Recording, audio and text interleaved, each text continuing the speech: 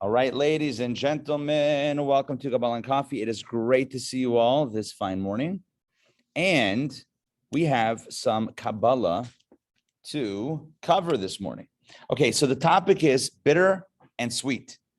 And when it comes to bitter and sweet, I think we know these as tastes, flavors, right? Something is either bitter or it's sweet or savory or somewhere in the middle. Tart, there's different expressions. The question that we're going to explore today is where do these tastes, where do these flavors, as it were do they come from? Hey, Marlene, good to see you. Okay, where do they actually come from? So I want to read to you a story that happened years ago. A story that happened with the previous Rebbe when he was a very young boy. It's a cute story, and I believe it holds a very important message for us. Hey, Tim, welcome. Great to see you.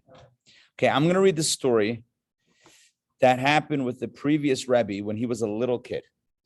Okay, this is Rabbi Yosevius Schneerson, the sixth Khabad Rebbe. So listen to the story, and then we're going to do a story and then an analysis. The very first day I came to Cheder as a small child. What's Cheder, by the way? Cheder is like a Jewish school. Yeah.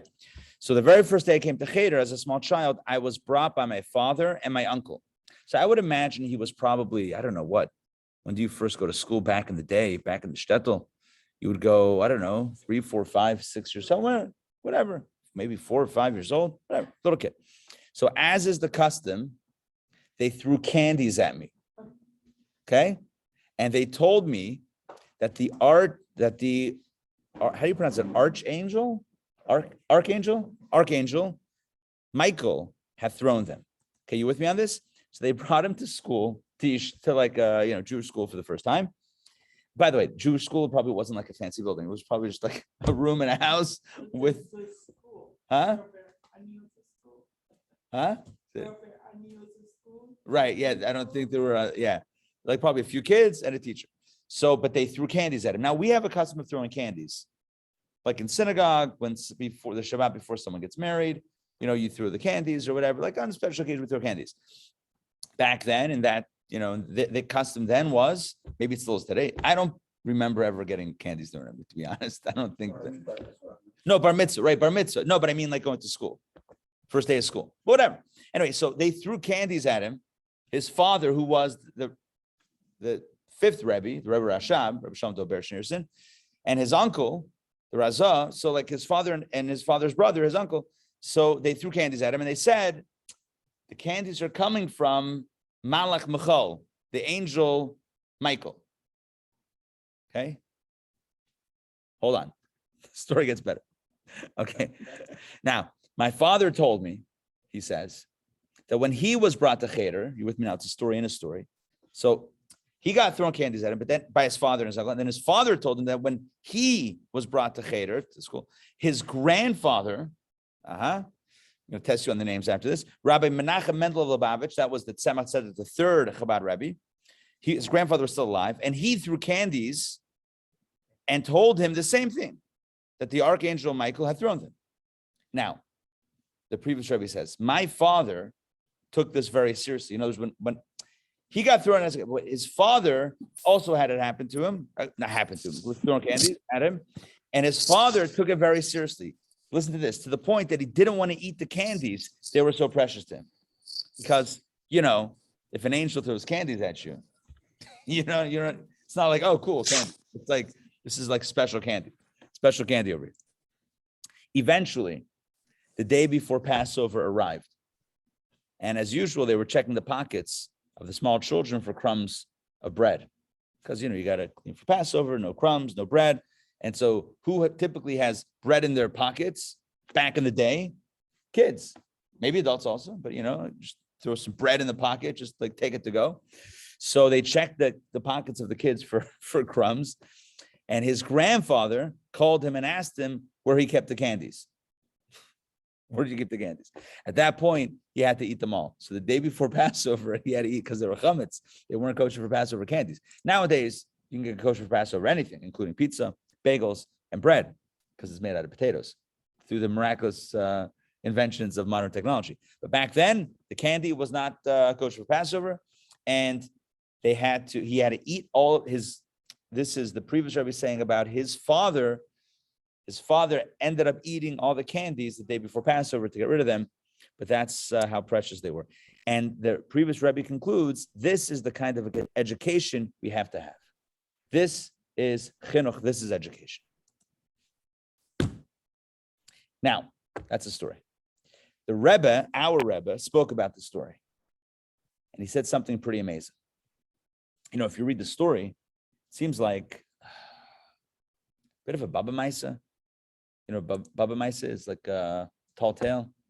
It's like, all right, the candies, the angel. It's not really an angel that threw the candies. The parents, the father, the uncle, the grandfather, depending on the story, they were the ones that threw the candies. It wasn't like the angel who threw the candies. Seems like a Baba Maisa. However, the Rebbe, our Rebbe, spoke about this, and listen to what he said. Heaven forbid we should tell a child an untruth. It is a Jewish custom to throw the candies, and a Jewish custom is also Torah, the Torah of truth. Everything the child is told is true. Those who throw the candies are doing it on behalf of the archangel Michael, the angel who seeks out the merits of the Jewish people. The sweetness of the candies is the sweetness of Torah as it descends and clothes itself in a physical object. You with me on this? The sweetness of the candy is really the sweetness of Torah in a physical incarnation. We're going to unpack this today. All right, but I'm not done yet with the quote. An adult won't accept this. In other words, if right now you're listening to me, I'm now giving my commentary, and you're like side-eyeing this whole conversation, the Rebbe preempts this. An adult won't accept this because he sees that he and not an angel is the one throwing the candies. The adult's like, I'm throwing the candies, or that guy's throwing the candies. When a child is older, we can explain to him that this is only a garb, like a garment for something much higher. But when he is a 3-year-old child just beginning his education, we tell him these things clothed in a story, and he has no problems with any of it. Nevertheless, when he grasps the outer clothing, the child grasps the archangel Michael and the sweetness of Torah and all the truth that is within that clothing. This is a powerfully deep idea, talking about sweetness and angels and candies and Torah and garments and parables. And that excerpt from the Rebbe's talk was from 1974 and 1978, 2 talks that the Rebbe gave on this story combined together. So I want to speak about sweetness. Where does sweet come from? Now, the first thing we need to know is that in our own language, we don't have to get mystical. We don't have to talk about stories of Rebbes and candies and cheder. In our American language, I don't think we speak American, in our English language, at least it's spoken here in America, we call things sweet all the time, right? You see a young child, oh, what a sweet little boy. Time out. 1 second. What do you mean by sweet? Yeah, tasted it? Like, what do you mean sweet? Or imagine the scene. Someone's driving. You're driving down the road and it's raining. And you see someone park their car and go to the trunk of the car and start taking out bags of groceries. It's a residential neighborhood. And they're going to walk to their house holding the bags and get wet. And meanwhile, you have an umbrella in your front seat. So you quickly pull over right behind them. Yeah. And you park your car, you get out with your umbrella and you say, hey, can I hold the umbrella and help you to your car? And they say to you, that's so sweet of you. What does that mean? What does that mean? Flavor? We're talking flavor?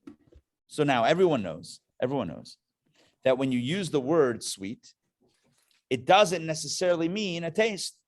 Doesn't necessarily mean literally sweet. Now we use sweet to connote taste, but we also use sweet to connote actions or sentiments or ideas. We use sweet in, shall we say, borrowed terms.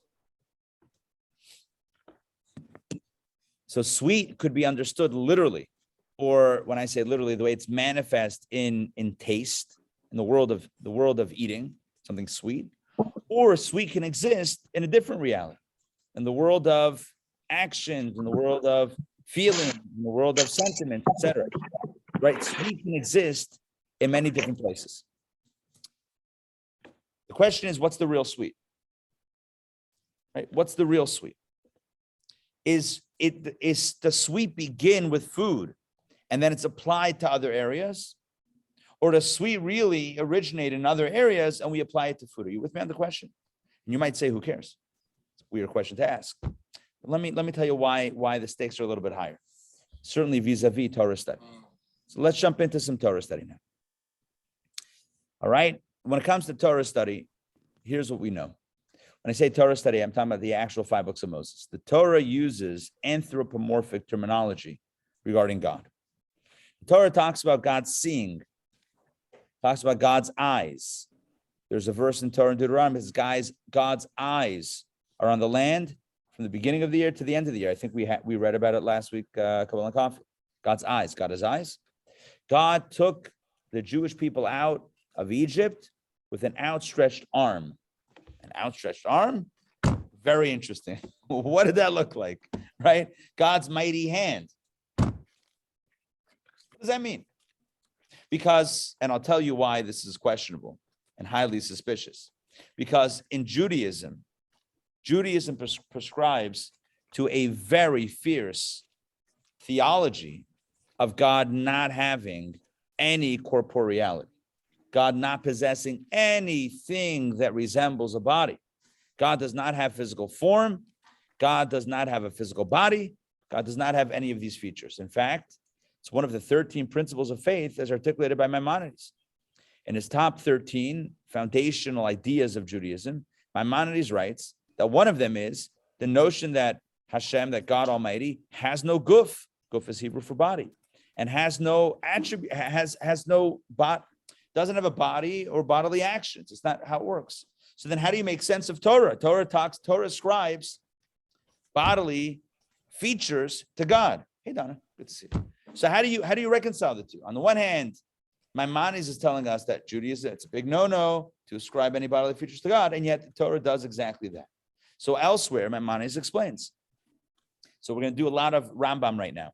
Maimonides says that every time you encounter Scripture, a verse in Scripture that ascribes a physical form to God, it's only meant to be read as an analogy, as a parable. It's not that God actually used an outstretched arm to rescue the Jewish people. It's not like, an arm extended from the heavens and scooped us up, scooped our ancestors up and took us out of the land of Egypt. It means that the Exodus happened with a lot of flourish, a lot of fanfare, a lot of strength. So like someone who would rescue, like a human being who would rescue another with an outstretched arm, with a mighty hand, that's how God rescued the Jewish people. Not exactly in the physical way, although we were rescued physically, but in a way that evokes the concept. It's conceptual, it's not concrete. Does that make sense? Yes? So that's how Maimonides explains the anthropomorphisms of the Bible. Don't read them literally, read them figuratively. God doesn't actually have eyes, right? God's eyes are upon the land from the beginning of the year to the end of the year. Don't imagine that God has actual eyes, right? God doesn't have a body. God doesn't have eyes. It's like, oh, God has eyes. Interesting. What color are those eyes? Right? Blue, green, brown. Like what are God's eyes? God doesn't have eyes. So all of this, yeah. Good. Excellent. By the way, so Don is asking, how do we know when something's literal or not? Excellent question. By the way, there are volumes that deal with this.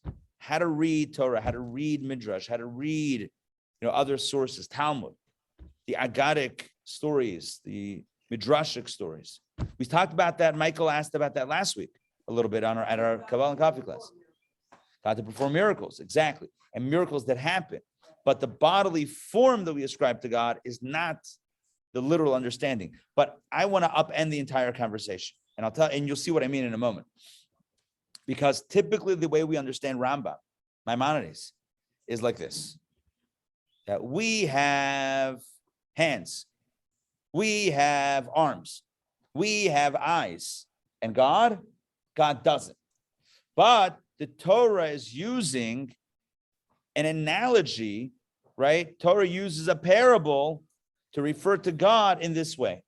But it's not literal, right? It's not that God literally has eyes, literally has a hand, literally has an arm. God metaphorically has these attributes or features, but it's not meant to be understood in a literal fashion. That is the typical way we understand. But who has the arm? Who has the hand? Who has the eyes? We do. But I want to share with you what Kabbalah says. So that's Rambam, and you can understand Rambam the way typically when the Rambam lived, the 1100s or so. So for 900 years, we've been most people have understood Rambam this way. I want to share with you what Rabbi Moshe Cordovero writes, the Ramak, one of the great mystics of the 1500s. The Ramak, or Moshe Cordovero, writes that we got it all wrong. It's backwards. Stay with me for a second. It's not that we have the hand and God doesn't have the hand. God has the real hand, and ours is but a weak representation of what it really means to have a hand. Are you with me on that? It's mind-blowing, and I hope to do justice to the concept. And if I don't, I apologize. Right. It's an artificial limb. In other words, when we think of hand, don't think of it in the noun, but think of it in the verb, right? Like what do hands do? Or an ear, let's say God, right? An ear or an eye, because God's eyes are upon the land. So God doesn't have an eye because God doesn't have a physical body. But God has truer eyes than our eyes. Because what are eyes? Eyes are about seeing. So when we say that God has eyes, what does that mean? Seeing and awareness. Where's the true seeing and awareness? With God. In other words, it originates with God. And our eyes are but a very dim, I think you're looking for a prosthetic limb, right? It's a very dim replica. It's like a knockoff of a knockoff of a knockoff. It's like walking back in the day. It's like going to Times Square and buying like a Folex that doesn't even look like the real deal. God is not doing the analogizing. We're doing the analogizing. You with me on this? Our hand is the analogy, not God's hand. So the way we would typically understand it is that we have the eyes. God is the parable. Here's the truth. We are the parable. When it says that we're created in the divine image, you know what that means? God has the real eyes. God has the real ears. God has the real arm. God has the real hand, but not obviously in a physical way, because our physical components are very weak embodiments, literal embodiments of these abilities, of these capabilities. Very limited, very weak and very limited. How far can our eyes see? I mean, everyone knows that even in our immediate vicinity, there's literally something called a blind spot. Why? Due to the limitations of the human eye and human vision, due to the limitations of the human brain in understanding what the eye, in interpreting what comes into the eye. Due to all these limitations and more, the eye has a very limited capacity. The eyes have very limited capacity. What about God's eyes? God's eyes are infinite. God's eyes are unlimited. So, but God doesn't have an eye. The Ramak says, God doesn't have an eye. We don't have an eye. You with me on this? That's the point. That's how everything gets turned upside down. Again, when you read Maimonides, and he's not disagreeing with Maimonides, he's explaining the depth of the relationship between analogy and analog. It's not that we have the real deal and God is the analogy. It's that God has the real deal and we're the analogy. So when we talk about God's eyes, and Maimonides says, well, God doesn't have eyes. The Ramak says, actually, God has the true eyes. Our eyes aren't the real eyes. When we think about something sweet, manifest in food, right? So think about a candy, like our story with the previous Rebbe. He goes to Cheder, they throw candies at him, and they tell him, you should know the candies are coming from the angel Michael. Right? Candies are sweet. I mean, some candies are sweet. Other candies may not be sweet. But these candies were sweet. So the question is, where does sweet come from? I wrote this in the email last night. Where does flavor come from? Where does sweet come from? One could say, well, sweet begins right here. Sweet candies. An apple is sweet. Where does that come from? Well, the apple's sweet. It's right here. Where does the concept of sweet come from? So a person might say like this. Sweet, a candy is sweet. An apple is sweet.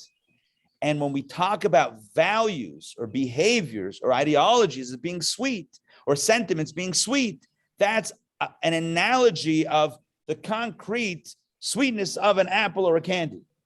And what Kabbalah would say is, in Yiddish, would say, pum fakert, exact opposite. It's the exact opposite. In other words, what's really sweet? The concept of sweet is sweet.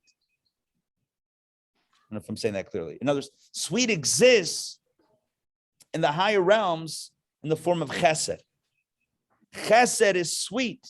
Chesed of Atzilut, chesed of the highest realm of emanation, the world of emanation. Chesed is kindness, is love, is sweet. When somebody does an act of kindness, you say, oh, that's so sweet. So sweet of you. That's the real sweet. A candy is but a faint representation of what sweet really is. Sweet begins, by the way, the angel Michael, what do you think he's the angel of? Chesed. There you go. The angel of chesed, the angel of kindness. So the angel of kindness is where the candies are coming from. When they told the child that these candies are coming from the angel Michael, from the angel Michael, you know what it means? That sweetness that you can experience down here is ultimately coming from the ultimate sweetness, right? The cosmic sweetness, chesed of Atzilut, chesed of the highest realm. It's not a contradiction, and it's not a Baba Maisa. In fact, that's not the fake story that the angel Michael is throwing. The fact that candies are sweet is, okay, it's not a fake story because it's really sweet, but that is the weaker or the lowly manifestation of such. Again, going back to the eyes. Who has better eyes? God or us? Oh, God doesn't have eyes. Okay, who has better vision? Who has better awareness? God or us? I hope the answer is clear, right? I hope we don't have to struggle with that question too long. Our softball question, right? So the point is that all of these qualities, whether it's strength or whether it's awareness or whether it's sweetness, they all originate above. And what we have here, what's operating here in this world is but a parable. This is the parable of what the true reality is. Makes sense? Michael, did you have a question before? I did. You kind of went past it, but something you just said really harkens back to what I was going to ask about. This idea of the parable. Your story of the child. You said that that you talk about we only tell the children truth, and we did tell them truth because it was a parable. But if you don't understand the truth as it's related to you, in other words, if the parable leads you to think something differently, even though were you to understand the parable, you would understand exactly what was meant. But if you don't understand, and I was thinking about this in the context of, I've always thought of, when the Torah talks about, God's outstretched arm and all that, and I don't want to disrespect our ancestors, but maybe they were a simple people. And maybe they didn't have an ability to understand. And so they anthropomorphized God because that's what people were comfortable with. But is that really truth? If they understand it in that way, okay, so they take the parable literally, have you really told them truth? Excellent question. And I think that's what the Rebbe was addressing in his talk from 1974, 1978, when he says, and I'll go back to that quote, where he says,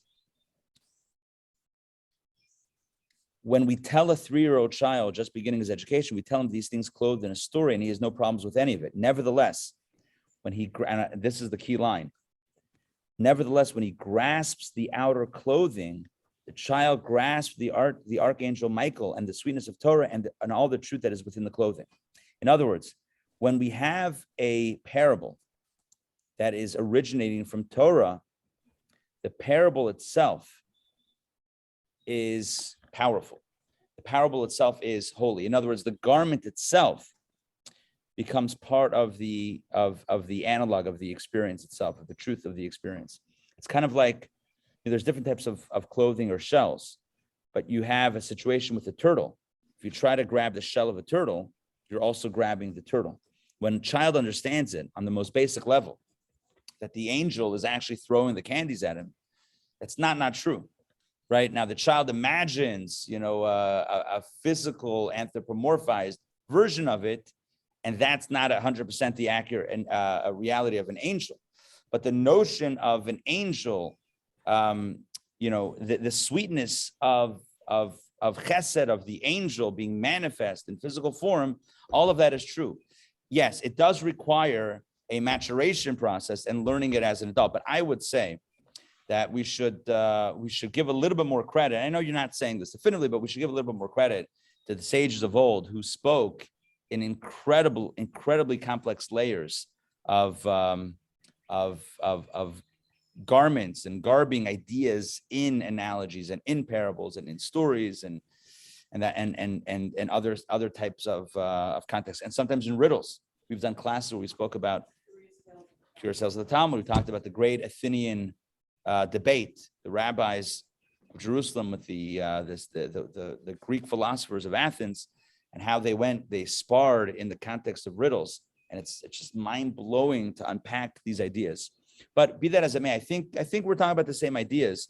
There is danger, there is a challenge in only thinking of it in the anthropomorphized, in the analogy, just as it is in any situation. When any teacher presents a concept in the form of a story or a parable, you run the risk of the child only listening to the story and not understanding what the story is really about. And so it does require, a revisiting or deepening of the awareness. But the core idea here, and really the big thing that I wanted to start off with today, is that most of us, because our vision, our eyes, and our mind begins with us, we typically think of this as real and everything else above as a mirror of our reality. But in truth, it's the opposite.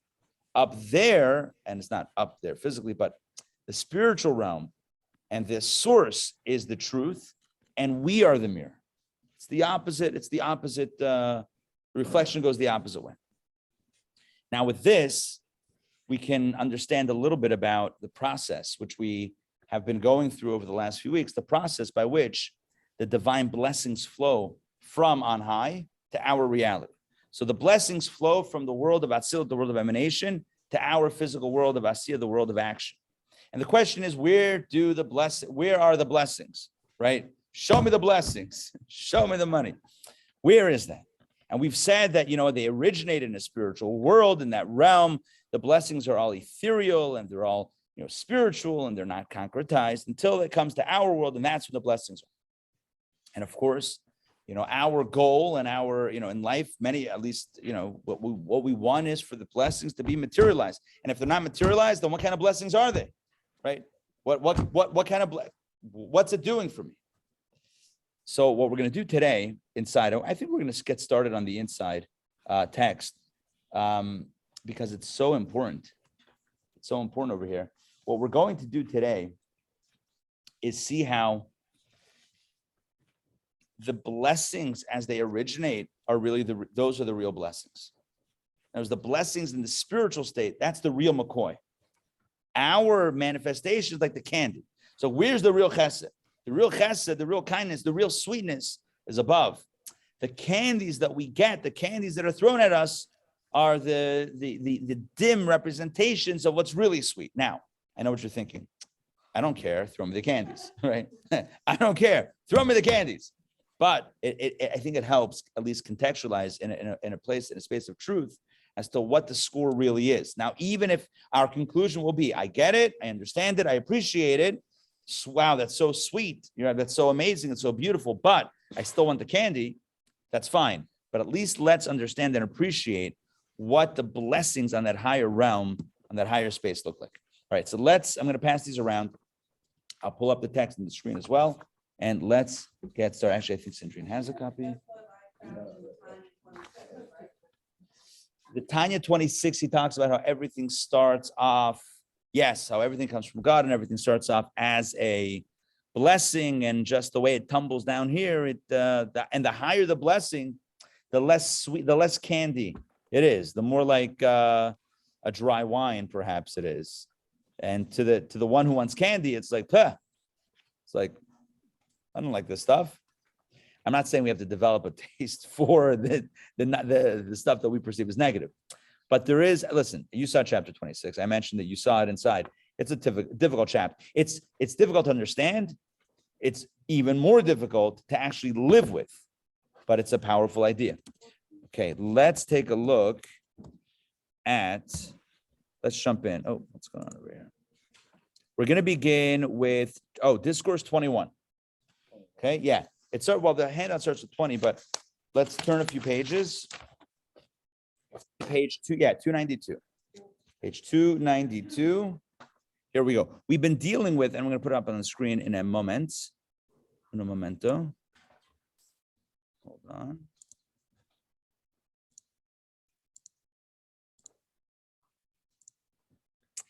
We've been talking about, last week, we did a deep dive into the Talmud, into the three-way dispute as to when we're judged. So what the rabbis say we're judged between Rosh Hashanah and Yom Kippur. The judgment is made on Rosh Hashanah and it's sealed on Yom Kippur. Rabbi, hold on, what were the names? Rabbi Natan, I want to say, was that him? Rabbi Natan? Okay, another opinion said that the judgment happens every day. And a third opinion says it happens every hour. And so we explained last week that it's not actually a dispute. They're not actually disagreeing. Why not? Because the decision, the judgment, and the flow of blessings, that originates on Rosh Hashanah and Yom Kippur. It originates on Rosh Hashanah, it's sealed on Yom Kippur, it's determined the allotment for every person, but not the specifics of what form that allotment of blessings will take. How much bandwidth will it take? The form of health, or money, or family blessings? Like, what form will that blessing take? Which 2 out of 3? Is it 3 out of 3? And if it's and however many of those 3, whatever number it has, to what extent will that be specified? To what extent will that be manifest? To what extent will that be a blessing? Will it be 100%? Will it be 80%, 50%? Whatever, I don't know, whatever the percentages of, but to what extent will there be that blessing in that area? So all of that is determined on a daily or even hourly basis. Let's jump into Discourse 21, Chapter 1, the sage's opinion. Back to the sages. However, the sages maintain that the decision about man's sustenance is made fully on Rosh Hashanah.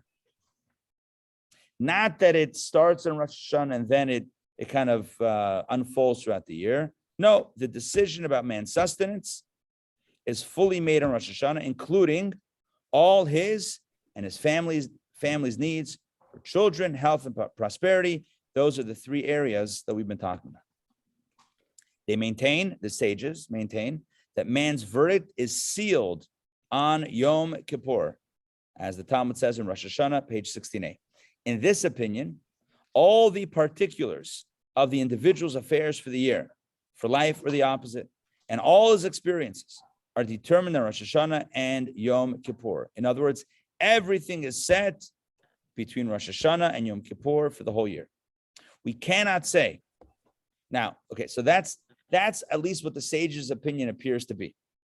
However, we have a problem here, because spiritually, Kabbalistically, we know that Rosh Hashanah and Yom Kippur, things are still on a much higher level. Things are still operating in a world of emanation. So let's jump back inside. We cannot say, then, that the decision does not include the configuration it assumes in the material world. For otherwise, what is the meaning of the final decision and sealing? In other words, you can't say that it's not determining what's actually going to happen down here, because then what does it mean that the final decision and sealing happens in Yom Kippur? What would it mean that all his experiences are decided? If decided doesn't mean decided, then what does it mean? We must say that the beneficence allotted has indications of the material form it will assume in the mundane world. In other words, according to this opinion, the sage's opinion, it seems logical to say that they believe that on Rosh Hashanah and Yom Kippur, it's actually decided and allotted on some level of material form what form the blessings will assume in the mundane world. This, though, of course, is a problem. Same problem we had before. For Asiya, our physical world has no common elements with Atzilut, the world of emanation, where the blessings originate. So how can the chesed, the kindness that flows to Malchut of Atzilut, contain material dimension? In other words, we explained that Rosh Hashanah Yom Kippur, the world, things are operating in the world of emanation. You have chesed flowing to Malchut. Malchut is the decision maker. Chesed is the kindness. The kindness is being decided, but it's still in the realm of Atzilut, still the realm of emanation. It's not concretized. And yet the sages seem to say that on some level, things have been decided even vis-a-vis material life, material existence. How do we reconcile this problem? Now, the other opinions are saying that no, on Rosh Hashanah Yom Kippur, it's only spiritual. And then as it fans out throughout the year, every single day, it becomes concretized. Fine. But the sages seem to indicate that even the materialization is happening on some level on Rosh Hashanah Yom Kippur. But how could that be if we're still operating in the world of Atzilut, the world of emanation? Doesn't make sense. So he explains it like this. And this is going to be amazing, mind-blowing ideas. A lot of Kabbalah, but hey, that's why we're here. For this, we must turn to Torah R. Torah portion of Vayera, discourse beginning Patach Aliyah. A Torah R, you should know, is a book that contains discourses from the Alter Rebbe, the founder of Khabad, that are organized by the weekly parsha, the weekly Torah portion. So it's a compilation of many years of the Alter Rebbe's discourses, and it's compiled on the Torah portions. Now, Torah R is typically very difficult to understand because that's generation one of Chabad Hasidic philosophy. Over the years, things have been explained more and more and more and elaborated upon, etc.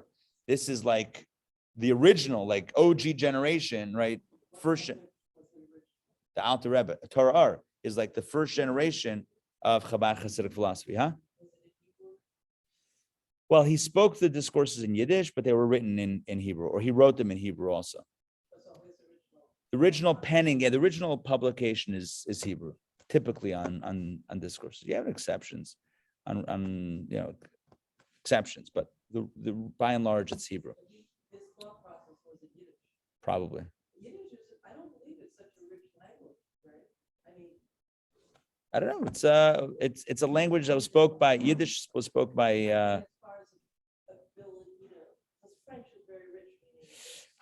So I don't know enough about the linguistics, although I do know someone who does know, Professor Miriam Udell. We did a virtual Yiddish course with her toward the beginning of the pandemic. She would know. I believe there is some colorful language in on many levels in Yiddish, a lot of colorful language. But anyway, the point is that in this book of Torah R, this is what he talks about. Over there, it discusses that, listen to this, greater than the incomparability of Asiya to Atzilut is the incomparability of Atzilut to the infinite light, his essence. In other words, let me break this down. You have four worlds, spiritual worlds: Atzilut, Beriah, Yetzirah, and Asiya. So world 1 to 4, wow, that's a big gap. But he says in Torah R, the Alter Rebbe writes in Torah R, that the gap, listen to this, the gap between Asiya, our world, and the world of emanation, the first world, is far less of a gap than between the first world and the Ein Sof, the infinite light that's above it. You with me on this? In other words, in Kabbalah, and I'm just going to use my hands because I feel like I need to create some spatial, gestures here, gesticulations. So you have the Ein Sof, the infinite light. The infinite light. And then you have the first world, the world of Atzilut, which is the world of emanation. So that's almost like the gap, and that is Professor Udell's husband and child right there. The the coincidences abound. All right, so here we go.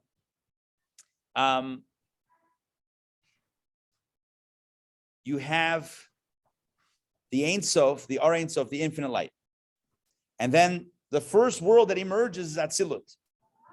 So you have a gap of one generation between Atzilut and the Ar Ein Sof, between Atzilut and the infinite light. You have one step up. And yet the Alter Rebbe says that from the world of Asiya, the world of action, to the world of Atzilut, is a far shorter jump than from Atzilut to Ein Sof to infinite. Let me put it in numbers. You ready? What's closer? 1 to 1,000,000 or 1,000,000 to infinity? 1 to 1,000,000. Right? Why? Because any number, no matter how big the number is, when you compare that to infinity, it's a completely different picture. You with me on this? Whereas any two numbers, no matter how distant, still exist in the realm of numbers, of defined numbers. When you get out of the realm of defined numbers into infinite, it's qualitatively different. It's not quantitatively different. It's qualitatively different. So 1 to 1,000,000 is quantitative. Get 1,000,000 once and you have 1,000,000. But 1,000,000 to infinity, no matter how many millions of millions of millions of millions of millions you'll get, you'll never touch infinity. Because infinity is qualitatively different. The same thing is true with Ein Sof and the worlds that are beneath it. Ein Sof means God's infinite light. You know what infinite means? Doesn't take the form of a world. Doesn't take the form of a realm. No sfirot. Chesed, Gevura, Tiferet, Chachma, Bina, it doesn't have the shape of all the sfirot of the worlds that are part of that structure of worlds. So to go from Ein Sof to the highest spiritual godly world of Atzilut is an infinite jump. It's a jump of infinity. It's going from infinite to the highest number you can think of, but that's an infinite jump. It's an infinite gap to bridge. Whereas to go from the highest realm to the lowest realm, you'll get there. Just follow the path, you'll get there. You with me on this? You can follow the road from 1 to 1,000,000. You can follow the road from 1,000,000 to 1,000,000 millions to 1,000,000 right? You can follow that path and eventually get there if you're patient enough. But you can't cross over to infinity. You can go from Asiya, our world, to Atzilut, the highest world. But to go from Atzilut to Ein Sof, that's another ticket. That's another journey altogether. That's an unbridgeable gap. Which means, and I just want to telegraph the concept that we're about to get into, because it's very deep and it's powerful and it's exhilarating on many levels. But here's the idea: to go from God to move energy from God's infinite light into the highest world of Atzilut, that's the biggest jump, and that's the most important jump. What happens after that is going to be a natural flow. Does that make sense? Once you move it from infinite into somewhat of a finite space, well, now the rest can unfold. But the real work happens to move it from the infinite to the finite space.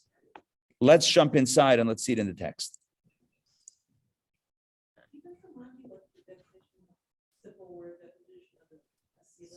Atzilut is, well, the translation usually is emanation. The four worlds in translation are emanation, creation, formation, and action. Emanation, creation, formation, and action. And the point here is that to go from action to emanation, although it's very lofty, it's very high up, you can get there. But to go from emanation to infinite, that's a different reality. What happens, and just before we read it inside, what happens on Rosh Hashanah Yom Kippur is that God's infinite light becomes not concretized, but becomes expressed now in the world of emanation. And once that happens, then the rest can flow. But that's the biggest step from infinite to emanation, from infinite to Atzilut. That's the biggest step. What happens after that is all successive generations. All right, let's jump inside and let's see this. I'm going to start again from where it says Atzilut, from that paragraph. For this, we must turn to Torah R, where it discusses the following. Greater than the incomparability of Asiya to Atzilut, from the world of action to the world of emanation, is the incomparability of Atzilut to the infinite light, his essence, God's essence. So as big as you think the journey is from the lowest world to the highest world, from the highest world to the Ein Sof, to the infinite, is a much bigger journey, an infinite journey. Now, although we noted above that Atzilut is removed, in other words, it's far loftier than the worlds of Bia, Bria, Yetzira, Asiya, creation, formation, and action, yet, bottom line, it is also a world. The world of emanation is called a world. It's the world of Atzilut, the world of emanation. And as a world, it contains, as I mentioned before, it contains the 10 sefirot in the form of lights and vessels. That's what defines something as a world. A world in Kabbalah is defined. Does it have lights and vessels? Does it have 10 sefirot?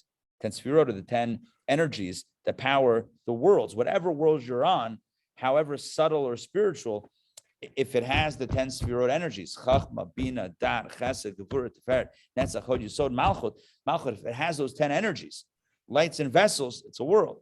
Atzilut, the world of emanation, it's so lofty, it's so ethereal, it has those, it's a world. Let's continue. True, it is actually godliness, but it's called godliness and not God, which would denote essence. Look at that. He gets very precise. It's godly, godliness. It's not God. When you refer to a world as godly, it's a godly world. That's wonderful. But that's not God. It's a godly world. It's not God. It's a divine world. It's not the divine. There's a difference. Godliness, however, means godly, i.e., an extension of the radiance alone. It's just an extension of the radiance. Hence, Atzilut, the world of emanation, the highest of the four worlds, can contain the 10 sefirot, and particularly the vessels that are entities. The sphere of Chachma or Chesed. It contains those, I'm not going to say those physical components, but it contains those components that are part and parcel of a world.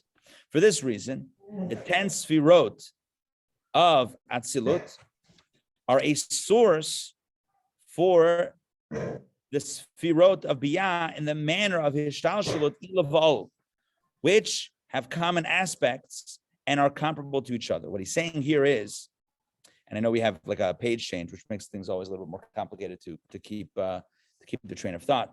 He says the 10 sefirot of Atzilut, that highest world, serve as a source for the sefirot that will unfold in the three worlds beneath it. And it unfolds in a manner of Ishtalshalut Ilaval, which means cause and effect. Which in that case of cause and effect, there are common aspects that are comparable to each other. What that means on a very simple level is, when you talk about cause and effect, it means that something is causing the other thing and has a relationship to that thing. If you say that I pushed a button and the other thing happened, it means that somehow those two elements are connected. Because if I push a button and nothing happens, it means that they weren't connected, right? Push the button and nothing happened. Turn on the light, right? Hit the light switch and the light turns on or off. Okay, that means that somehow that button or that switch is connected to something else. It's cause and effect. I hit that button, the lights turn on. Hit the button again, the lights turn off. But if I hit the button and nothing happens, that means that there's a gap between the two elements. So in the worlds, in the spiritual worlds, the world of Atzilut is the first realm, the first world in this mystical and this divine cause and effect system. So the first world contains the energies that then unfold in the next world, that then unfold in the world beneath it and the world beneath it.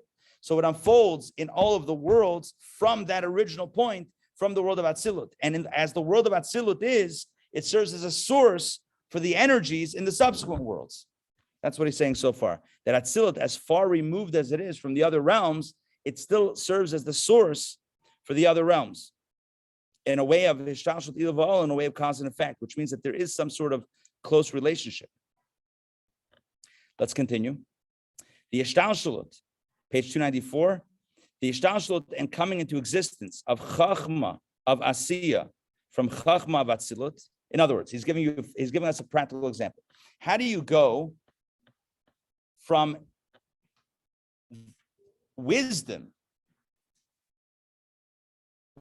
in the world of emanation to wisdom in our reality, right? So you and I have wisdom, human wisdom. How does that compare to wisdom in the world of Atzilut, in the world of emanation? And how does one flow from the other? So he says that coming into existence of our chachma from that chachma above is similar to our sages saying there isn't any blade of grass below that does not have a mazel above that strikes it and says, grow. This is from the Medrash. Medrash says that every blade of grass has a little mazel that's hitting it and saying, grow. Can you imagine? Can you imagine the depiction? I think, Michael, this is an example of a midrash that we're not meant to take in the literal sense of a little angel or mazel that's like with a little stick that says, grow, grass, grow. And then sees a llama who's like, no, hide, run for your lives. That's not exactly the way it's working. The point is that every physical being has a spiritual root and source that serves as its cause, that serves as its driver, that serves as its fuel. Nothing just exists below. Everything that exists below has a source above that is fueling it. In ever ascending planes of transcendence, all characteristics grass or fruit have physically are contained in the spiritual mazel on all these planes. And I love that. I'll say that in my own words. Whatever physical characteristic grass has, or any given fruit has, those characteristics don't originate in the fruit or the grass. They originate in ever ascending planes of existence. And on those planes of existence, those physical features are in spiritual form, which is how I started today's class about the sweetness of an apple or the sweetness of a candy. Let's talk about an apple right here. Now, he says, a physical apple has physical sweetness. And he asks rhetorically, must we then assume that the vegetative power in the soil is also sweet? Like, where does that come from? Where does the sweetness of an apple come from? What, the ground is sweet? What makes the apple sweet? But the seed is sweet? Bite the seed. Yeah, bite the seed. Is it sweet? Taste the ground. Is it sweet? So where's it coming from? Obviously, he says, this cannot be said concerning the spiritual mazel of the apple and the sublime levels, which are devoid of any such characteristic, right? In other words, you cannot say that the mazel of the apple, I'm sorry, he's saying that he's doing a double negative here. He said, first asked rhetorically, are you going to say that the vegetative power in the soil is also sweet? That the soil itself is sweet? Of course not, right? You can't say that regarding the soil, but you can't say that regarding the spiritual mazel of the apple and the sublime levels, right? But in truth, the physical qualities like flavors of sweetness or bitterness do derive from their sources in the attributes of chesed and gvura, sweetness from chesed and bitterness from gvura. So he says that in truth, the sweetness of an apple, or as I wrote in the email, the tartness of a grapefruit, depending on the grapefruit that you're buying, right, that you get, some grapefruits are a little bit bitter. So the sweetness or bitterness of a fruit is actually coming from chesed and gvura. Although these attributes are spiritual, however, through hishtalshalut and the system of the descent of levels, they become materialized until chesed is translated into sweetness. As I said, as I started today's class, the question is, though, what's the true sweetness? The true sweetness is chesed. The true bitterness is gvura. It's only manifest in physical taste after it descends, it tumbles through these worlds, through these 4 levels and dimensions until it takes on physical incarnation, takes on physical form as a sweet apple or a tart or bitter grapefruit.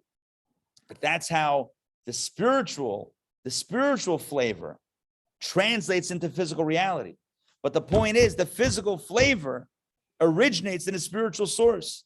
And it's not that the spiritual is a reflection of the physical. It's the other way around. The physical is a mirror of the spiritual.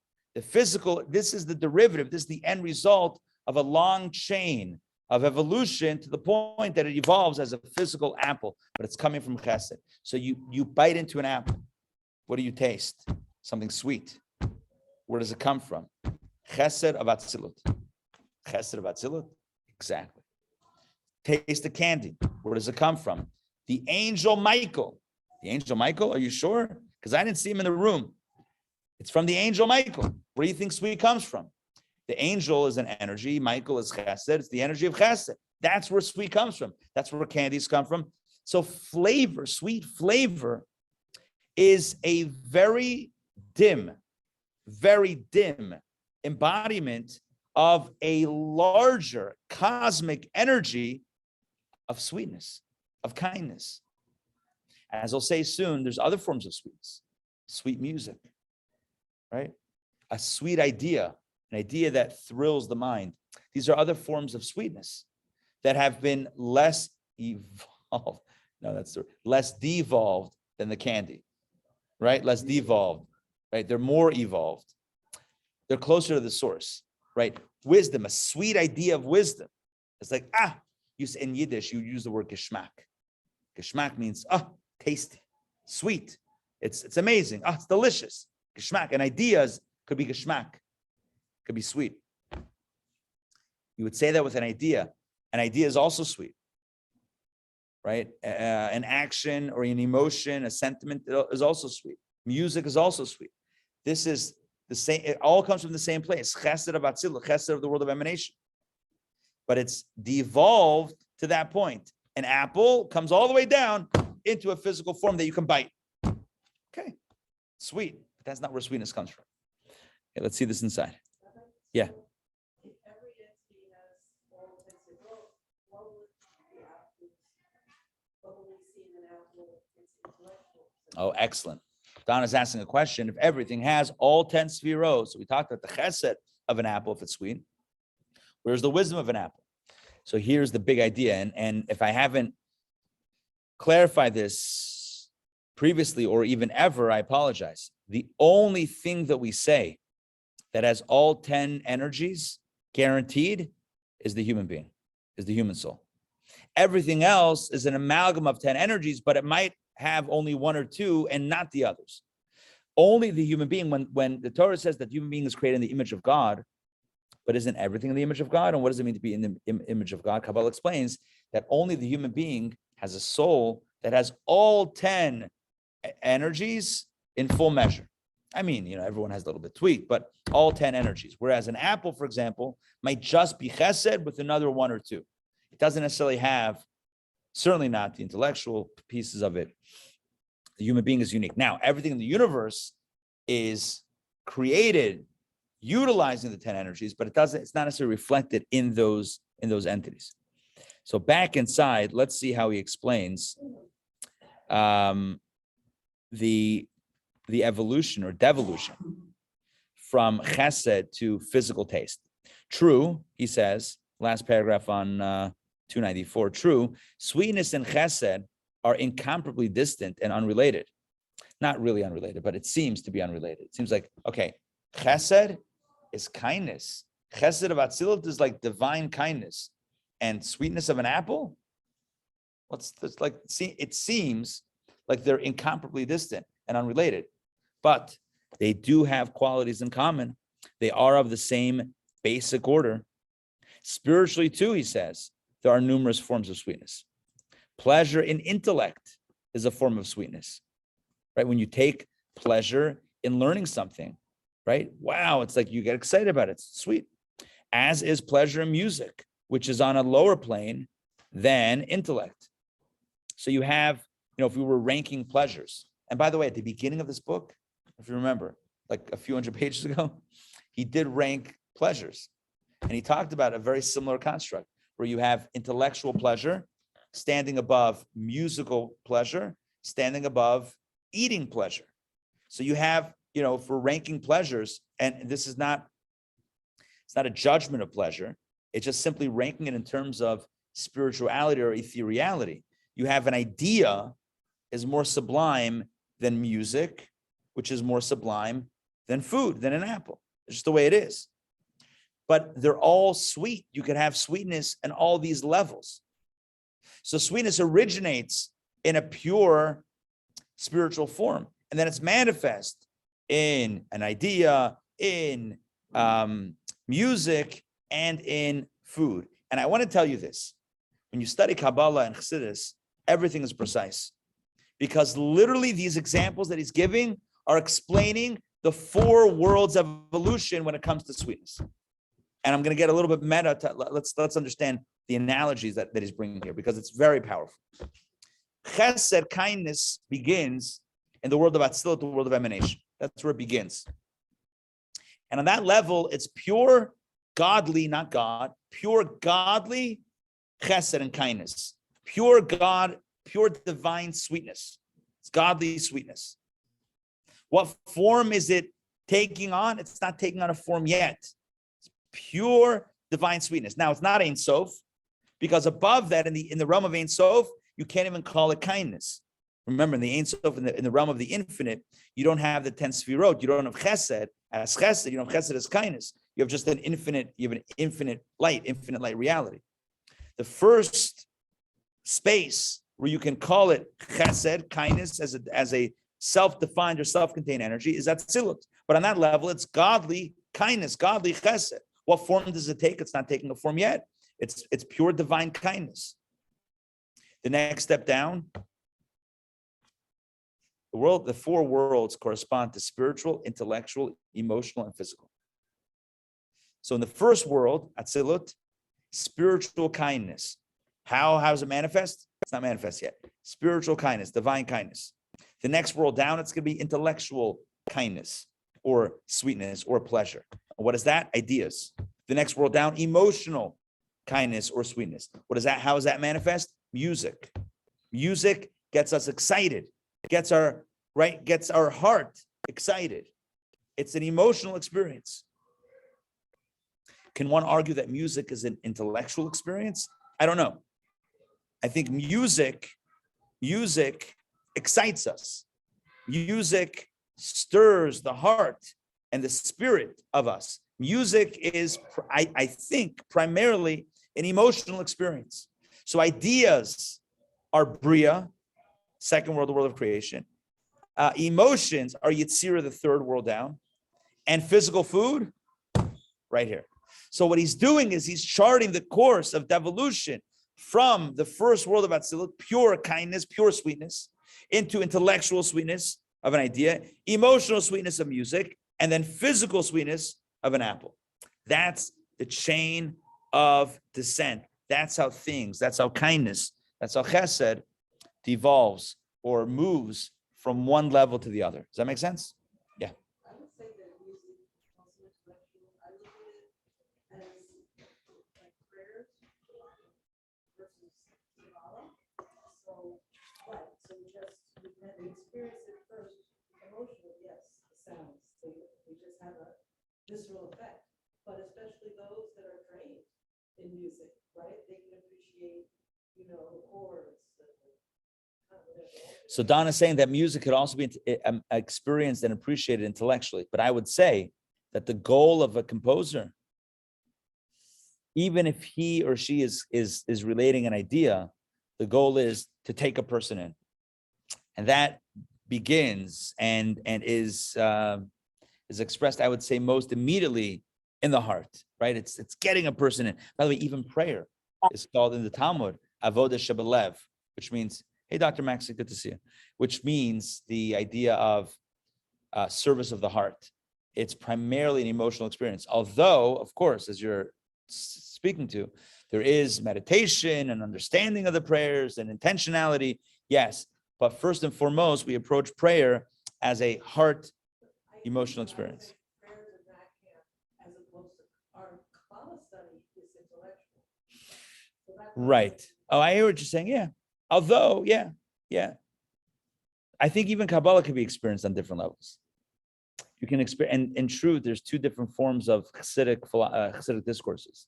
There's more Haskalah and more Avodah. Haskalah means there's more discourses that are more intellectual, like what we're doing now is a little bit more cerebral. And then there are discourses, or even parts of a discourse, that are more like emotional and get you excited and like, okay, let's go, boys. Here we're talking about like how things descend from one world to the next. It's a bit up there, but we're trying to pull out, right. But the big idea here is, and I think it's so cool how he's mirroring the process, even in his analogy, without stating clearly that he's doing so. but I think he's charting the course of all four worlds.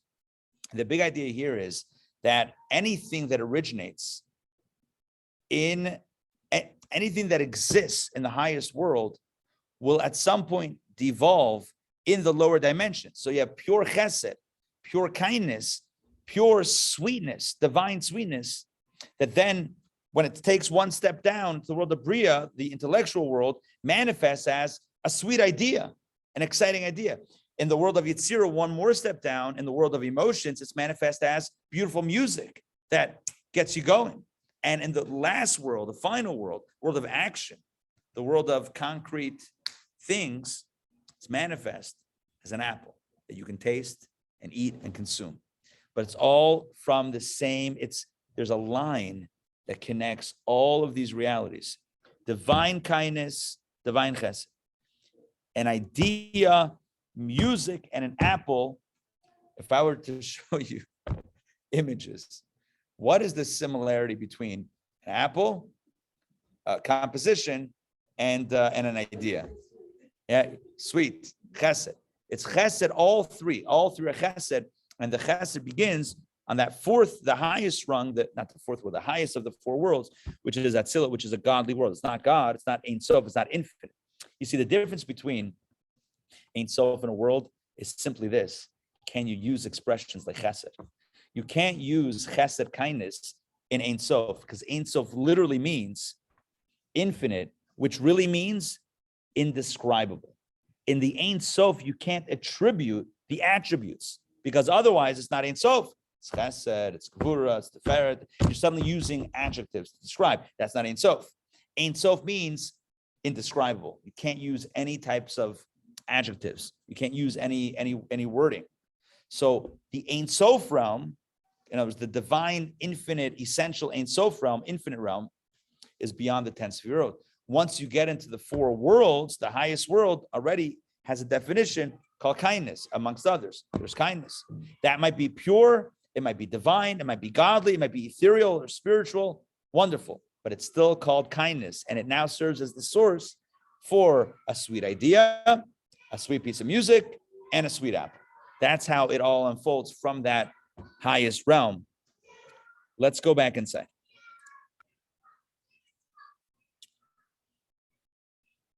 So we just talked about chesed, right? Between 294 and 296, we spoke about from spiritual to existence. In other words, from spiritual to practical, and how you have chesed, for example. Chesed, kindness, when somebody does something kind, it's sweet, right? Chesed, pure chesed and kindness, devolving into ideas and music and apples and producing what we call sweet here below. Not only chesed, now we're up to chachma. He mentions this very quickly. Chachma means wisdom. Chachma too exists on ever ascending planes of transcendence. When he says ever ascending, what he means is starting from our vantage point. It goes up, up, up, up, up. But again, the whole point that I started today was the movement doesn't go from below to above. It really begins from above to below. The true meaning of chachma is above, and we have a taste of chachma below. The true meaning of sweet is above in chesed, and our apple, it's a little sweet. Anyone have issues with oranges lately? Maybe just where I'm buying them. Did I mention this recently? I feel like I mentioned this in a class or two. I think as a kid, I remember oranges being like really sweet. Now the stuff that I buy locally, I feel like I'm just not buying the good stuff. If anybody knows where to get a sweet orange, let me know. Huh? The little ones. Yeah, but I like the bigger ones, like the navel oranges. That's what I'm saying.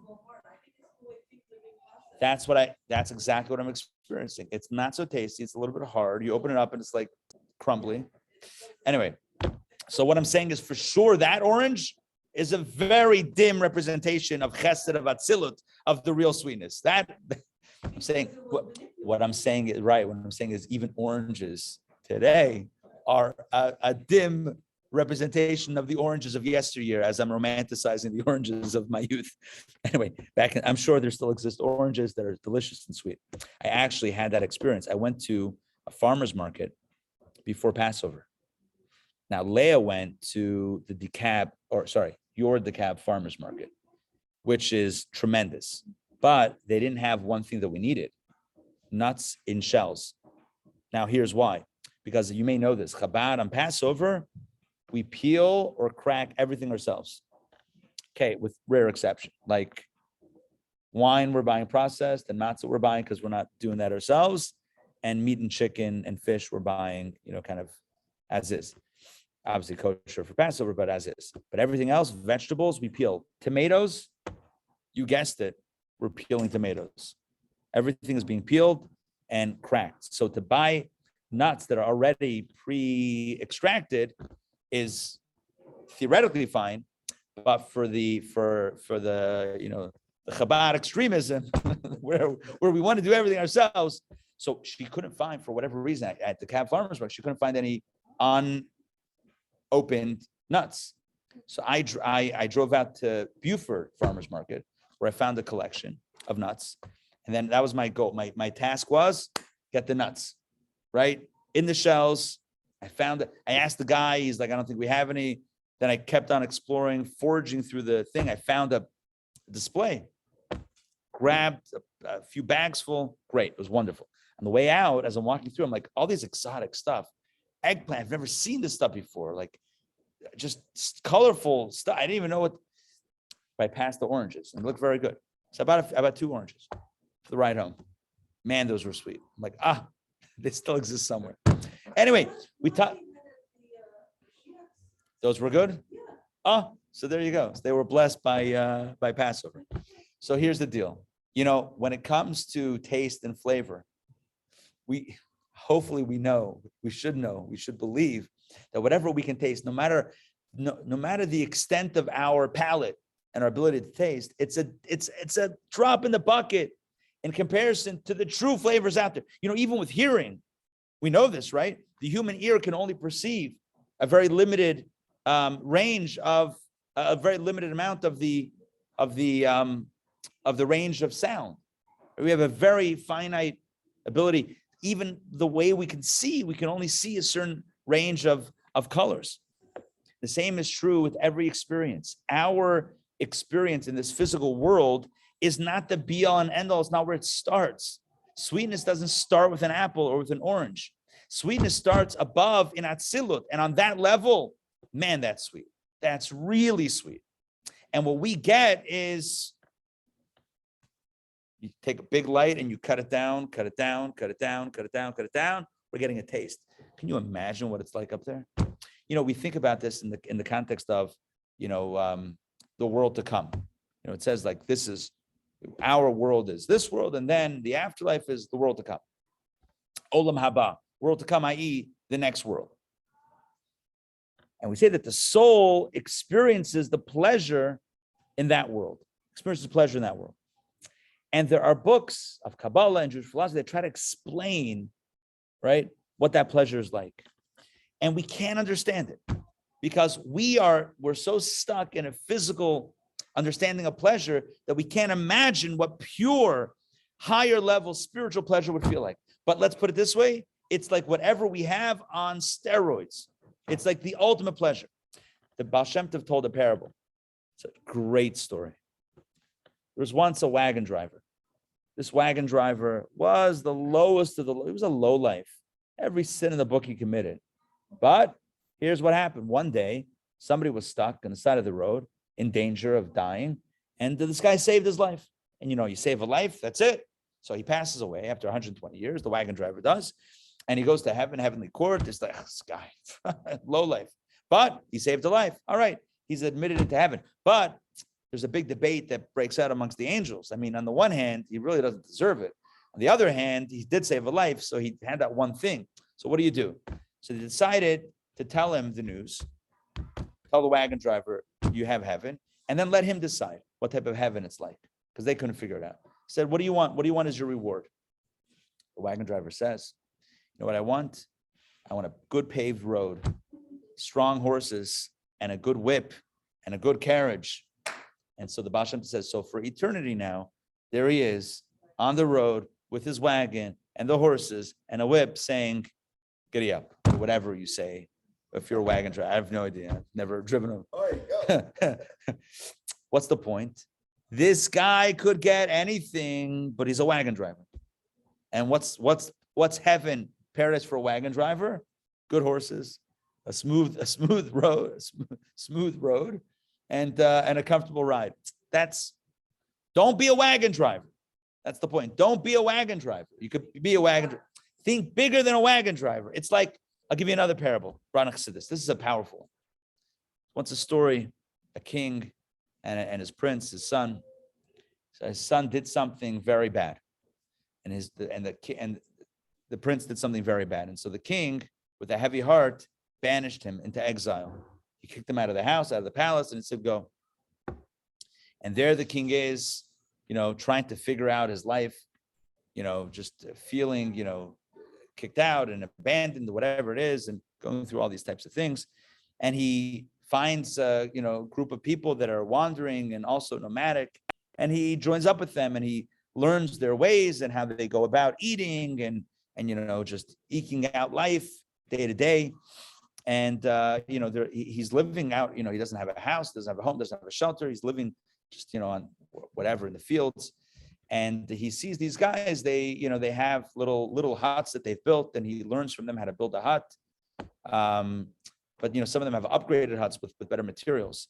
And that's how he's living for a few years. Well, one day, the news reaches this little farmer village that the king is going to be driving through. And the rumor is, or the legend is, or the tradition is, that when the king drives by, the windows are open, or it's an open carriage, and you can write any petition you want, fold it up in a piece of paper, and you can throw it toward the carriage. If it gets in, if it reaches the king, then he guarantees always he delivers it. He will do it, whatever you ask. So all of them show up, and the prince also shows up, and he writes his note, and the carriage goes by, and he throws it in. Lo and behold, it goes in. His shot makes it. Swoosh, it goes in. The king reads it, and he recognizes his son's handwriting. And it says, "Dear king, I'd like good straw to build a hut, or to build a better hut." He starts crying. It's like, of all the things he could ask for, asked to come back to the palace, he asked for better straw to build a hut. But think about our lives, right? We take this as like, it is what it is. And what do we ask for? A sweeter apple, a sweeter orange, a smoother road, a better ride. That's our hasagas. That's where our vision caps out at. The point here is there's something much higher, there's something much greater. Let's have a little bit of a bigger vision than just the here and now. So when we are tasting an apple, as sweet as it is, let's say we get that holy grail orange of yesteryear. As sweet as that is, can you imagine what chesed of Atzilut is? Can you imagine how sweet that is? That's the real sweetness. That's where it comes from, right? Our manifestation is a dim. It's like artificial compared to what it is in the source. And that same thing true with Chachma, right? Chachma too exists on ever ascending planes of transcendence. Chachma, the 10th Sefirot of Asiya, our Chachma, has something in common and a relationship with Chachma Vatzilut. So there is a line that could be drawn between our Chachma, our wisdom, as smart as we are, and divine wisdom of Atzilut. Through myriad of descents, Chachma Vatzilut becomes Chachma Vasiya. It descends level by level by level by, I don't know, generally 4 levels, but sub-levels, level by level into our Chachma. But imagine the wisdom and the brilliance of Chachma Vatzilut, Chachma, the world of emanation. It's mind-blowing what that Chachma would look like. What we're going to do, so we're going to stop here, although we're in the middle of a chapter, because what he gets into is the analogy of an analogy. He gets very meta. He'll bring an analogy, and the analogy is of an analogy, and how an analogy works, to explain the difference between going from the infinite to Atzilut, the first world, versus going from the first world to the fourth world. And this is in summary, this is what's important to take away from today's class intellectually, and then we'll speak also emotionally. Intellectually, what to take away from today's class is the following. All told, there are 5 dimensions that we've discussed today. The 4 worlds And above the worlds, above even the highest world, is the Ein Sof, the infinite God. The infinite essence of God does not have 10 Sfirot energies, the Chachma, Chesed. Not that God doesn't, because it sounds like I'm limiting God, but it's not defined as a contained energy. It's not a definitive energy. It's Ein Sof, it's infinite. To go from the infinite to the first world, the highest world, is an unbelievable jump. Only God can go from infinite to finite. Once you have worlds with definition, to go from a pure form to a concretized form, it's a journey, but it's a relative journey. You're going from the first world to the fourth world. It's a relative journey. It's a traversable journey. It can happen. To bring it back to the concept of Rosh Hashanah, Yom Kippur, and the rest of the year, and the blessings that we have, very simply, Rosh Hashanah and Yom Kippur, the Ein Sof, the infinite, is being manifest into a finite definition of Chesed for the individual. That Chesed subsequently unfolds for the rest of the year. Right? That Chesed subsequently unfolds into Bria, Yetzira, Asiya, into the world of creation, emanation, creation, formation, action, into our physical reality, to manifest as physical money, physical apples, physical music, physical ideas, whatever blessings we have. That's how it's manifest as it goes throughout the year. But in the source, in Atzilut, in the first world, it still contained those definitions, because ultimately the first world and the fourth world are not infinitely distant. They're all somewhat relative to each other, even though it's a big jump. So we have two ideas. Number one, that our world, our reality, is but a dim representation of the highest reality, the highest realm. But at the same time, it is a representation, and they are connected. There is a line that connects. Above that into the infinite, wireless. It's a much bigger gap. What does it mean for us emotionally? What it means for us, and what to do with all this information. So on a few levels. Number one, when we pray every single day, we pray for our blessings. Let's remember that the process has already been started. On Rosh Hashanah and Yom Kippur, it already filtered down into the world of emanation. In other words, it's already taken somewhat of a form. All we need to do is bring it down into our reality. I don't want to minimize the effort, but the point is, we're not pulling it out of thin air. We're pulling it out of something that's already been earmarked for us. So as we pray every day, we should pray with confidence and pray with the sense of certainty that indeed Hashem will bless us with what we need. That's number one. Number two, we can think about it in our own lives, how we have ideas and dreams that are not super abstract, but are relatively focused. But maybe they haven't hit the world of action yet. And let's think about what we can do in our own lives to manifest, to use a modern term, to manifest what it is that we wish for ourselves and we wish for the world. Instead of remaining in that Atzilut emanation dream state, right? The state of dreams, or even the state of ideas, or even the state of emotions. Let's bring it into the state of action and actually do what it is that we wish for ourselves and for the world. It's good to have ideas. It's good to have feelings. It's good to have ideas. It's good to have a vision, but it's even better to implement it into practical reality. So let's take on resolutions of real mitzvah, practical good deeds. We're all good people, but there's a difference between the vision of goodness and the actuality of goodness. Let's actually take our hands and our feet and our bodies and do a mitzvah this week that perhaps we don't typically do. Why? Because we'd like to do it, but we never got around to doing it. But let's do it. Like Nike said, just do it, bring it into the realm of action. And that way we connect the continuum from the highest to the lowest into our practical world. In other words, eat of the apple. It's not forbidden fruit, or something like that. All right. Thank you for joining me today for Kabbalah Coffee. I hope you enjoyed it. Remember, the main thing is the action. Michael, David, Joy, Danielle, great to see you. Linda and Mariana, great to see you. Great to have you here. And Tim and Sandrine and Donna and Marnine, it's great to be here together. And study. So please God, we'll have opportunities to study, many opportunities to study, and continue the inspiration. This week, quick announcement, this week, tonight is book club, 8 p.m. in person and online. Tomorrow night, special event called Jewish Wisdom to Heal the Earth in person. Tuesday night, online, JLI Beyond Right, the function of personal rehabilitation in the context of law. And Wednesday night, Torah studies. Thursday day, JLI class, same class, and the week rolls on.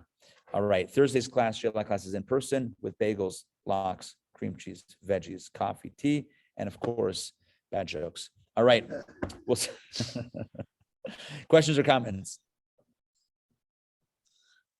No, okay. I have a comment. You know, it was interesting when you talked about the parable of you know, essentially the guy who asked for the hay or whatever, that, you know, somehow we're not asking for enough. Right. But there's a question, you know, and I'm reminded of, you know, if you ask a little child, you know, what is your wish? And the child says something like world peace. And that's admirable. Yes, we all want that. But is it achievable? And so I think as adults, we tend to all, you know, ratchet back our requests and also what we try to achieve. You know, you said do a mitzvah you haven't done before, but, you know, you still would say to yourself, I'm going to do something I can achieve. Right. I don't want to do. Right. So where's the point at which you say, well, no, you know, you have to be a pragmatist. You know, you have to be sort of, you know, realistic about all this. Good question. I would say being pragmatic is, I'm not gonna, I'm thinking like the word curse, but I don't say the ultimate curse, but it holds us back because there's something precious about that naivete of a child who believes they can do it. And sometimes, you know what? Brings a smile to a face. You know, there might be a tense conversation happening in a room and a child walks in and you know what? The tension is diffused. And is that world peace? I don't know, but is that room peace? Maybe room peace that achieved. So I think we have to be, not have to be. I think you're raising a beautiful idea. And some of the greatest Kabbalists would say, if I only could pray with the mind of a child, that purity, that pure naivete. It's, yes, you're right. As we get older, we get realistic. We scale back our dreams. But I would say that's part of the problem. That's what I would say. Well, I mean, the very fact that we're having this conversation via something called Zoom, and many of us are on a device called an iPad. Right. And if somebody had even said 50 years ago, even 30 years ago, that this would be a prominent form of meeting and communication, no one would have, oh, no. And so I understand the balance between what Michael's saying and what you're saying. And I guess my question is, you know, is there some way I can better align myself with those higher realms in order to perhaps bring down those events and are even, you know, we get into what we call a miracle, obviously is happening at some level above us. Right. Yeah, I think it's about plugging into higher dimensions of truth and higher realities. And Tim, I'll give you a call. I'll call you. I've been asking that for weeks. That's been my question. How to connect with what Dr. Max said. How to get the blessings. Right. But I think Dr. Max is asking not necessarily how to get the blessings, but how to align with that higher space to see it so that becomes a little bit more real and a little bit more, I don't know, believable, as opposed to just something that's like, that's up there. Look, it's hard to shed the layers that we put on ourselves. Like we protect ourselves with layers of realism. It's like, because we had these dreams and they didn't pan out, and we had these loves and our hearts were broken, and we had these dreams and they crashed and burned. And it's like hard to like put ourselves out there. I think one of the goals of Kabbalah and Hasidus and Torah in general is to allow us to connect with something a little bit deeper, something on a higher level. Certainly Kabbalah, which is, you know, within Torah, it would be the Atzilut of Torah. You have Pshat, Remez, Drush, Sod. There's the simple meaning, which is analogous to our physical world. You have the allegorical meaning, which is the world of formation above us. There's the homiletical world, which is the world of Bria. And then you have the Kabbalah, right? The world of Kabbalah is the world of Atzilut, the world of spirituality. So when we study Kabbalah, we're literally interfacing with that world, with the highest world. So I think what we're doing here on Sundays is getting a taste of that higher vision, of that higher reality. How to integrate that into our workday when we're dealing with, you know, sour, not so sweet oranges. I don't know. Okay. So we have a little bit of time. We give ourselves a little bit of time to, to plug in and connect.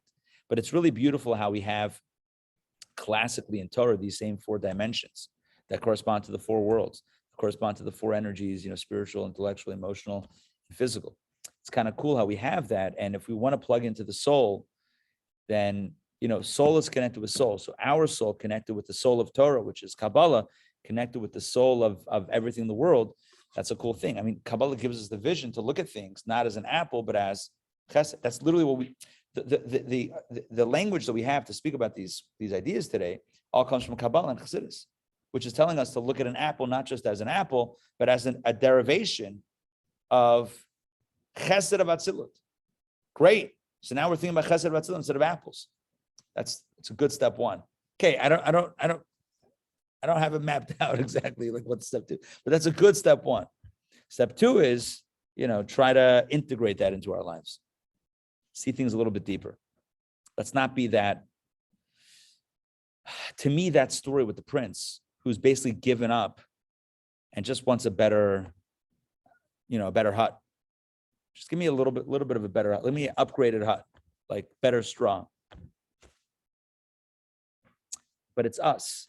It's us. So often we ask for a little bit of a better hut. For thinking big, it would be different. I think God wants. But I'd say you have to be careful. I mean, maybe a better hut would give that individual the ability to do so much more.